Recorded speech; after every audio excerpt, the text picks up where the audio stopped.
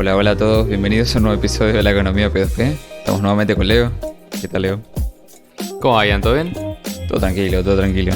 Estamos hoy con un nuevo episodio y hoy queríamos traer... Así es. Sí, hay un clip que creo que es bastante viral dentro de todo, por lo menos dentro del ambiente, que es el de Milton Friedman, el cual él habla sobre el efectivo electrónico, ¿no?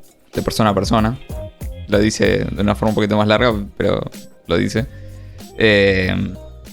Y bueno, queríamos charlar un poco de qué es lo que él se imaginó, ¿no? O predijo, si quieres pensarlo.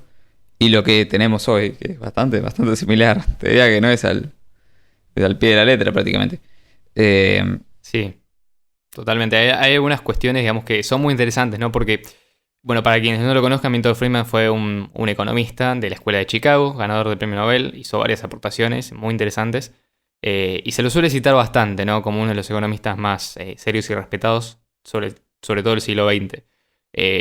Antisocialista, fiero defensor de la economía del libre mercado y, obviamente, defensor hasta cierto punto de las ideas de la libertad. Tenía sus particularidades, comparado con otros economistas, como los economistas de la escuela austríaca. Quizás podemos hacer algunas salvedades sobre sus ideas, pero en general, digamos, tuvo ciertas visiones. Y bueno, yo creo que parte del paradigma mental de este señor le permitió adelantarse a su tiempo, si bien ya cuando lo dijo era grande, ya fue esta cita que vamos a mencionar más adelante, era del año 1999, ya la era, digamos, de las telecomunicaciones, pero sí le permitió ese paradigma mental que él había construido a lo largo de su vida, adelantarse a ciertas cuestiones que eventualmente llegaron. Y qué interesante, ¿no? Vamos a ver después cuál fue la descripción que él hace de esta tecnología, cómo la presenta, y bueno, hacer unas comparaciones entre lo que él presentó en su momento, de lo que él trató de anticipar y qué es efectivamente lo que tenemos, ¿no? Y qué ideas podemos completar y qué ideas podemos tomar de lo que él pensaba también. Sí, es curioso porque a veces uno se cree, por ejemplo, pensándolo ahora, ¿no? Uno dice, bueno, no sé, alguien eh, más libertario que Friedman, tipo, capaz alguna ANCAP, debería pensar que sí, obviamente, el efectivo electrónico es lo que va. Pero no, te dicen no, oro, ¿viste? Sí, Hay que volver con el rallador de oro para pagar. Eh, Cuando tenés, claro, cuando podés pensar en el efectivo electrónico, que es ampliamente superior. Eh, entonces es curioso porque bueno, alguien que no es tan libertario, si querés, o sea, pero no tanto, te lo dice, te lo pronostica. te lo Y- dice exactamente. Bueno, él sí, ojo, curioso. por ahí no hace tanto comentario moral al respecto, hace una salvedad al final. Sí, Estamos como haciendo una especie de... Ya vamos a citar la frase completa, no sí, se sí. preocupe. Pero hace una salvedad sobre la cuestión moral. Él no dice ni esto es bueno ni esto es malo, él dice esto eventualmente va a existir y va a tener ciertas ventajas y la gente lo va a tener que preferir por algo. Ciertas personas lo van a elegir por algo. Y es cierto lo que vos decís, Jan, porque a mí me llama mucho la atención cómo a veces incluso dentro de los grupos ANCAP o con ideas más libertarias, yendo ya al anarcocapitalismo, ¿no? A la eliminación Claro. de no solamente las instituciones que generan el dinero fiduciario, sino todas las instituciones estatales, se ven reacias a aceptar un dinero que hoy en día es completamente libre y que te permite hacer secesión monetaria. Por otro lado, también es cierto que donde más éxito ha tenido esta tecnología es en esos mismos círculos. Y tenemos grandes ejemplos de personalidades libertarias que hoy en día sostienen y apoyan Bitcoin Cash, e incluso otras que no necesariamente son libertarias, al menos no desde lo que han expuesto públicamente, y sin embargo también apoyan Bitcoin Cash por otras razones, no porque consideran que es una herramienta que permite mayor libertad financiera, permite eliminar la presión, es más justo entre comillas porque no es la moneda de ningún país, entonces es más neutral, ningún país tiene esta palanca para, digamos, mover los mercados a discreción, sino que efectivamente pueden utilizar una herramienta que no perjudica ni beneficia a nadie por defecto, entonces es muy interesante, ¿no? Yo creo que si uno es consistente con su ideología, si uno se dice a sí mismo anarcocapitalista y es consistente con la idea y quiere poner en práctica esas ideas, debería por lo menos intentar utilizar ciertas herramientas de las que ya dispone para llegar a, digamos, más rápido a un orden social natural, como dirían los autores. Pero bueno, por alguna razón es verdad que cuesta, y paradójicamente gente como Friedman, que no necesariamente es de ese palo, sí predice y se adelanta, y sin embargo la predicción del otro lado, por lo menos hasta donde yo sé, no estuvo. Es más, inclusive algo que es curioso, y que ya vamos a hacer un episodio de esto, hubo varios precursores a Bitcoin, y hubo varios grupos en los cuales se trató de crear monedas alternativas. Y es verdad que ciertos de estos grupos eran grupos anarquistas, pero eran anarquistas tirando más a lo que sería un socialismo, por ejemplo, ¿no? Sí, sí. El Algo sindicalista, cypherpunk, digo, y los movimientos, digamos, criptoanarquistas que en su raíz no son necesariamente, o sea, algunos son libertarios, pero libertarios más de izquierda, como estos libertarios que apuntan a ideas de justicia social y demás. Sí. Entonces es interesante porque son quienes hacen mucho estos avances y paradójicamente la herramienta que crean no necesariamente te lleva a un mundo socialista anarquista. Sí, total. Entonces, si querés, entramos un poco a la cita de Friedman, porque esta es como Por para favor. descuartizarla bastante. Él dice: creo que Internet va a ser una de las principales fuerzas para reducir el papel de gobierno. Interesante que acá hablo en plural. Principales fuerzas. O sea que hay otras. Sería interesante, ¿no? Investigar si ha dicho algo más sobre esto. Pero Muy acá muy buena anotación ahí que hiciste, ¿eh? claro. Y ahí él, fíjate cómo habla del papel de Internet, ¿no? Lo cual es totalmente cierto. Eh, ¿Y qué te está diciendo con esto? Está diciendo que ya de por sí, o sea, lo que te está introduciendo es una de las principales fuerzas que va a poder reducir el papel del gobierno, va a ser digital, vía Internet, ¿no? A su vez, podemos agregarle que, por otro lado, bueno, también tenés como las principales fuerzas que juegan a favor del gobierno también están en Internet, ¿no? Como la CBDC, por ejemplo. Y eso es interesante. Sí. O, por ejemplo, el control masivo de las redes sociales. Claro, también. Sí. Que incluso tenemos herramientas montadas sobre Bitcoin que nos permiten, digamos, sortear esas dificultades. Pero bueno, es cierto que a mayor digitalización, ¿no?, de la sociedad, sin, digamos, una perspectiva de mayor libertad, digamos, el rol del gobierno en la vida privada de las personas se ha vuelto más preponderante. Porque ahora tenés un mecanismo mucho más simple para rastrear personas, no solamente la ubicación, sino rastrear qué hacen, qué compran, qué consumen. Hoy en día en Argentina están muy de moda las aplicaciones de pago, entonces es muy fácil identificar automáticamente qué tipo de consumo se hacen. La digitalización también lleva a una identificación, o sea, es muy común que hoy en día vayas al supermercado, estás comprando un chicle, vas a pagar con efectivo y la cajera igual te exige que lees tu número de documento, ¿no? Cosa que eso evidentemente termina en una base de datos en la cual a fin de mes ven que compró cada número de documento. Si bien no hay una persona que esté individualmente revisando cada número de documento y diciendo, bueno, Leo compró tantas cosas con efectivo, sí es cierto que eso se agrega y es el mundo del Big Data, ¿no? Y eso, digamos, también influye en lo que es la privacidad de las personas, ¿no? Porque es un agregado de individuos. Sí, es un debate, yo le digo debates maradonianos. ¿Por qué? Porque es esto de la tecnología es un arma de doble filo, así es lo que piensan el Sí, es una- 99.9% y es correcto, pero es un debate maradoniano. Porque viste que debate Bueno, maradoniano la solución no es retrotraer la tecnología No, total. no sé, a la edad de, Total. a la Belle Époque o a principios del siglo XX o antes de que naciera Internet. La solución es Sí.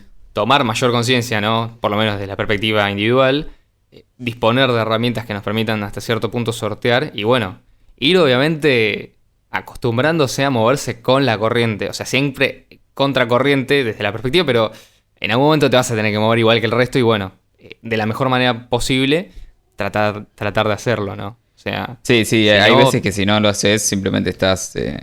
estás te expulsado del alejan. sistema. Claro, Exactamente. exactamente, sí. O sea, te convertís en un paria. ¿Podés elegir, por ejemplo, no sé, no utilizar ninguna red social? Sí, podés. Yo durante muchísimos años no utilicé WhatsApp. Años. Eventualmente, bueno, lo tuve que instalar, pero lo hago de la forma en la cual me Claro. afecte lo menos posible. No lo uso como principal medio de comunicación, por ejemplo. Y esto, digamos, implica también ciertas restricciones que uno tiene que hacer porque ahí es, digamos, el eterno debate entre comodidad, ¿no?, y Sí. libertad. O sea, Confort y siempre privacidad. dejar la libertad te lo van a hacer extremadamente cómodo. dejar Sí, tu sí, renunciar a tu sí, libertad el individual confort de la extremadamente CBDC va a ser cómodo. absoluto, olvídate. Sí, Sí, ya están incluso hablando de que va a haber beneficios fiscales e impositivos para quienes obviamente, voluntariamente, ¿no? Entre obviamente. comillas, Sí, al principio, cuando no sea obligatorio, la gente lo elija utilizar. O sea, las empresas van a querer pagar con esto, hay gente que va a querer recibir esto, van a recibir UBIs. O sea, eventualmente, digamos, si las personas incorrectas, o sea, en general podríamos decir que todos son incorrectos, pero las personas más incorrectas llegan al poder, lo van a utilizar para promover este tipo de tecnologías, no me cabe ninguna duda. Y es verdad lo sí, que sobre decís, esto Ian, que tenemos 2 episodios. Uno, sí. ¿por qué no la CBDC? Dos, consejos para un banquero central, cómo crear tu propia CBDC. Ambos tan buenos, así Desde que mi los humilde opinión, recomendamos. uno de los Sobre mejores todo. episodios del canal, Sí, creo que es literal. el episodio número 36. Vayan, nosotros nos reímos mucho Sí, haciéndolo, lo usted disfrutamos probablemente se muchísimo. ría mucho escuchándolo. Todo lo Fue que tremendo. decimos es cierto, ¿eh? Todo lo que dice ahí Sí. se puede hacer, tenemos la tecnología para hacerlo. Así que bueno, vayan a escucharlo, está muy bueno el episodio. Bueno, seguimos con la cita. Por favor. Dice, lo único que falta, pero que pronto se desarrollará, es un eCash fiable. Interesante. O sea, Interesante. Dos cosas acá. sí. Lo único que falta, dice. O sea, él lo que estaba diciendo ahí es que ya otras fuerzas las tenemos. O Claro. sea, tenemos varias fuerzas vienen del que van a cielo. ser las fuerzas que vienen, sí, del cielo y de Satoshi. Dice, hay varias fuerzas, va a ser una de las principales fuerzas para reducir el papel del gobierno, dice. Y la única que faltaba era esta. Sí, Un curioso. dinero, un eCash fiable, un eCash fiable. Y que pronto se desarrollará. ¿Qué tan pronto? Y bueno, esta cita es del año 1999. Él capaz que se adelantó 10 años. O sea, no esperó que Puede fuera ser. quizás tan pronto. Puede ser que sea el punta de lanza, el eCash. Puede ser que sea la estrategia libertaria transversal. O tenemos un episodio también que hablamos de esto, de por qué Bitcoin Cash ayuda a todo el resto de estrategias libertarias. Curiosamente, no quiero decir nada, pero Freeman le hubiese dado like, igual que ustedes cuando lo van a ver, así que véanlo, denle like. Por favor. Sí. Dice, un método por el que en Internet se puedan transferir los fondos de A a B sin que A conozca a B ni B a A. Interesante. Ahí es la parte del peer-to-peer, claramente. Exactamente. Entonces, estamos hablando que se transmitan fondos de A a B y de B a A, sin que Sí. ninguno de los dos se conozcan. ¿Qué significa esto? De Alice a Bob. Peer-to-peer, de Alice a Bob, que son exactamente el estándar, digamos, de Sí. personajes que aparecen cuando tenés que explicar A a B. Bueno, de Alice a Bob, o de Alan a Bárbara, como me enseñaron a mí en la facultad, usábamos esos ejemplos, Alan y Bárbara, por dos científicos de la computación. Pero bueno, entonces el señor hablaba de un sistema de efectivo electrónico, similar al efectivo, de persona a persona. Sí. Es casi como si Satoshi Nakamoto le hubiera puesto el título a propósito a Bitcoin. Sí. Y acá remarca nuevamente el hecho del efectivo. Porque fíjate lo que dice. De la misma manera que yo puedo tomar un billete de $20 y entregártelo sin que quede constancia de su procedencia, ¿no? Está remarcando el hecho del efectivo. Interesante. Dice, puedes recibirlo sin saber quién soy. Aún más interesante. O sea, está hablando de seudónimo, anónimo, ¿no? Ese tipo de cosas se desarrollarán en Internet. Y eso facilitará aún más las cosas a las que la gente utiliza Internet. Dice, por supuesto, tiene un lado negativo, significa que más gangsters, las personas que se dedican a transacciones ilegales, también tendrán una forma más fácil de llevar a cabo sus negocios. Bueno, obviamente, y acá podemos hablar de Silk Road también, ¿no? Sería como... Fíjate que el primer ejemplo que das es el primer ejemplo real que pasó con Bitcoin. El primer uso así, Cuando ¿no? Cuando Bitcoin surge, digamos, o sea, esto es parte de la historia de Bitcoin, Sí. ¿no? Silk Road es un capítulo, probablemente, si hubiera que escribir una biografía de Bitcoin desde que nació hasta ahora, habría varios capítulos, uno de ellos creo que sería el de Silk Road. Y para quienes no lo conozcan, Silk Road significa ruta de la seda, ¿no? Es el nombre que se utilizaba para la ruta de comercio que se estableció entre Oriente y Occidente durante varios siglos. Y es el nombre que también tuvo un mercado en la dark web en el cual se vendían, bueno, distintos tipos de sustancias, estupefacientes, distintos tipos de servicios que por ahí no eran tan fáciles de adquirir en De el uso internet medicinal. convencional. Podríamos decir que era un eBay con muchas menos restricciones. Dato de color, algo que sí es, digamos, podés estar a favor o no del mercado de este tipo de sustancias. Lo que sí es destacable y es algo que por ahí no se suele mencionar mucho, es que en todo caso los crímenes que se cometían en Silk Road eran todos crímenes sin víctimas. Es decir, Sí. el intercambio era voluntario y no se transmitían, digamos, ni no se comercializaban ciertos tipos de servicios, como por ejemplo servicios de asesinato. Eso era completamente falso. O sea, son mitos que surgieron después. Por lo menos en Silk Road nunca existió eso. Tampoco se comercializaba con imágenes de abuso infantil, que sí se comercializaría en otros lados. Esos tipos de, digamos, mercadería, entre comillas, estaban explícitamente prohibidos. Es decir, todos los crímenes que se cometían eran crímenes sin víctimas, es decir, entre personas que querían comprar estupefacientes y personas que estaban dispuestos a venderlo. Dicho sea de paso, la página nunca recibía, nunca hacía ese tipo de transacciones ni gestionaba los envíos, sino que eso se hacía directamente entre los usuarios. Y por esto, por haber creado esta página solamente, al creador le dieron, creo que 2 cadenas perpetuas y 50 años más. Sí, una como cosa así. Una condena, una especie de condena ejemplar. Este es Ross Ulbricht. Y lógicamente la condena no solamente fue extremadamente excesiva, sino que fue incluso peor que la gente que sí traficaba dentro de ese sitio. Es decir, el vendedor que más años recibió, creo que recibió 20 años. Sí, el Chapo Puede que Guzmán lo- recibió menos también. Estamos Chapo hablando que Guzmán probablemente recibió menos que mató, Ross Ulbricht. él Es decir, personalmente mató gente. Es decir, Ulbricht el no tocó castigo no nunca fue nada, por crear nunca la hubo. página. El castigo no fue por crear la página, fue por poner en evidencia que Bitcoin se puede utilizar como un medio de intercambio masivo y que puede servir a los usos de una parte de la población y eventualmente a toda la población. Esto también tiene otras cuestiones, ¿no? Que me parecen incluso más destacables. Por ejemplo, que Bitcoin tiene valor como medio de intercambio. Y fue uno de los primeros usos que se le dio. Es decir, antes de ser esta idea de reserva de valor, y que supuestamente, digamos, todo debe medirse en relación a Bitcoin, no, efectivamente el primer uso de Bitcoin, incluso cuando su valor era altamente inestable, fue como medio de intercambio. Y esto es algo que también nos habla acerca de la naturaleza del dinero y la naturaleza transaccional del dinero como medio de intercambio. Cosa que está en plena consistencia con las ideas de la Escuela Austríaca de Economía. Sí. Bueno, y la cita sigue un poquito más. Y él habla de que esta herramienta dificultaría el cobro de impuestos. Interesante también.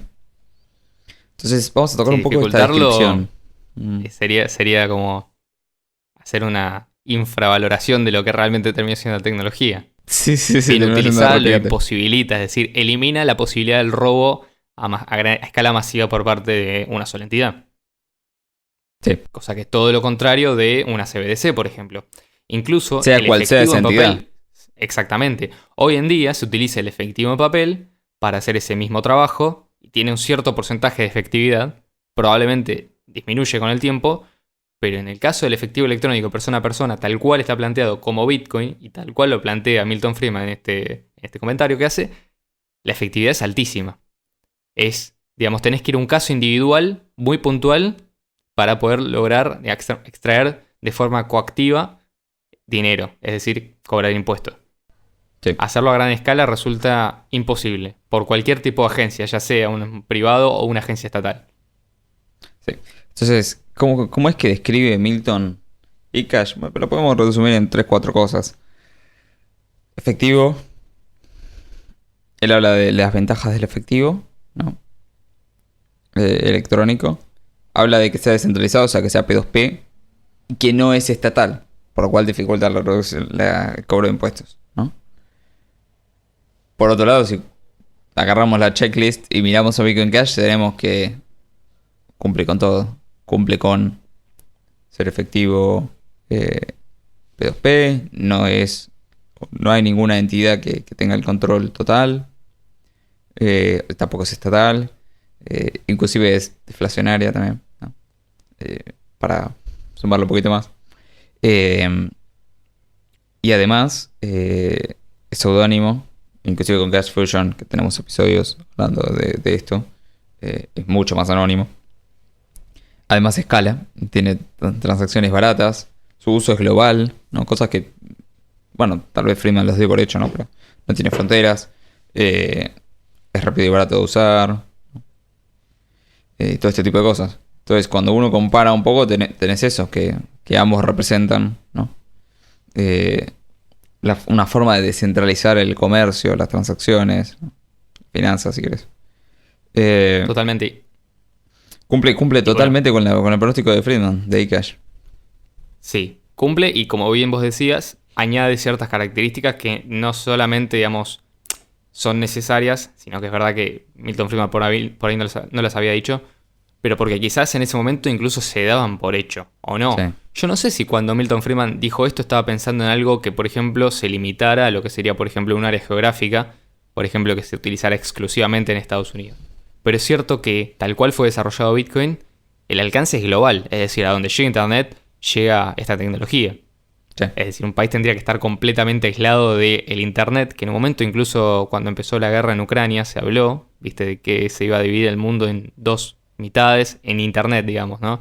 Que va a haber un Internet del mundo libre, un Internet occidental, un Internet Sí, ahí tiene más oriental, sentido. como si fuera una especie exactamente de guerra fría, ¿no? Donde el mundo se divide en dos bloques. Bueno, dicen, va a haber dos bloques en términos de Internet.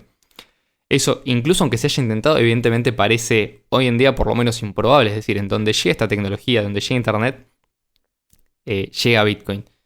Entonces, no tener fronteras y poder comerciar con todo el mundo te abre las puertas a no solamente un mercado global, sino a una integración de mercados como nunca antes se vio en la historia. Sí. Es decir, donde la moneda común no solamente no es ninguna que ninguna de las partes pueda controlar, lo cual a largo plazo es mutuamente beneficioso, porque todos se benefician de tener un dinero que no sea fácilmente manipulable por una sola entidad, sino que además te permite acceder a bienes y servicios de todo el mundo, lo cual hace que la competencia y el aumento de la productividad, el aumento de la calidad de los bienes y servicios ofrecidos en todo el mercado sea enorme. Sí, O sea, totalmente. estamos hablando de potencialmente un crecimiento económico exponencial muy grande. Sí, y es Obviamente, algo ¿cuál que es es el real. precio a pagar? Ya existe, ¿Cuál o es sea, no hay- el precio a pagar por ese mercado y por ese crecimiento de la productividad y por esa integración económica global? Y el precio a pagar es eliminar el dinero fiat, que es un precio que creo que cualquier ciudadano de cualquier país del mundo estaría dispuesto a pagar. ¿Quiénes son los que no están dispuestos a pagar ese precio? Y la burocracia, la política. Esto también es como para entenderlo, ¿no? Porque eventualmente nosotros podemos poner cierta confianza, o sea, uno ingenuamente puede poner cierta confianza en la política como mediador de todo y en definitiva son los que están poniendo los obstáculos para que esto no llegue y no prospere. Sí. Y bueno, obviamente ambas dificultan el cobro de impuestos, pues. Anda a cobrar impuestos con Obviamente. Bitcoin Cash. Así que bueno, eso fue la cita de Friedman. Si tienen algún comentario, déjenlo. No sé qué opinan. Una pregunta. ¿Cuáles creen que son las otras fuerzas que Friedman menciona en la cita? Quiero saber qué piensa la gente, ¿no? Podríamos hacer una especulación con eso también. Podemos o sea, hacer una especulación y hacer un episodio sobre eso. sí, especulando. ¿Qué quiso decir Milton Friedman con las otras fuerzas que iban a impulsar? Interesante. Pero eventualmente, si esta era la única que faltaba, era porque las otras estaban dadas. ¿Cuáles Sí. eran las otras fuerzas? O sea, eran No. pre-2008. Sí, tenían que ser por lo menos pre-2008, pre-1999 seguro. Sí, total. Interesante. Sí, pre-1999, tenés razón, no pre-2008. Sí. Lo otro que también estaba pensando es, ¿no se estaría quizás refiriendo a Lightning Network con todo esto? O sea, porque capaz que lo que faltó de la cita, ¿no? Que es una parte que quizás el reportero se olvidó de escribir, era que la gente iba a pagar Pero para poder no iba usar a de nuevo pagar con el sistema efectivo P2P, iba a pagar con una segunda capa sobre el efectivo P2P. exactamente, que requiere intermediarios. O sea, que iba a crearse encima Una de que tu no sistema enruta. bancario. Exactamente. iba a crear su sistema bancario por encima, que dependiera de intermediarios para poder hacer lo mismo que se podía hacer con la capa base.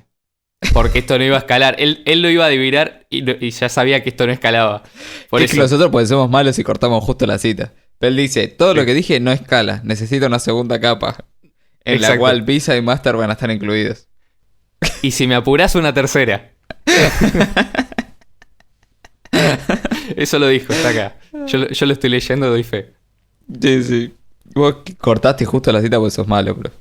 Sí. Soy, viste, un cherry picker. Así que bueno, chicos, nos vemos el viernes que viene. Por favor, den like, compartan. Sí, por favor, síganos en todas las redes. Tenemos Patreon. En Telegram. Tenemos dirección de BCH. Apoyen. Síganos también en Memo. Acuérdense, cuando hablamos también de las redes sociales, la tecnología a la cual me refería justamente era el protocolo Memo que funciona sobre Bitcoin Cash.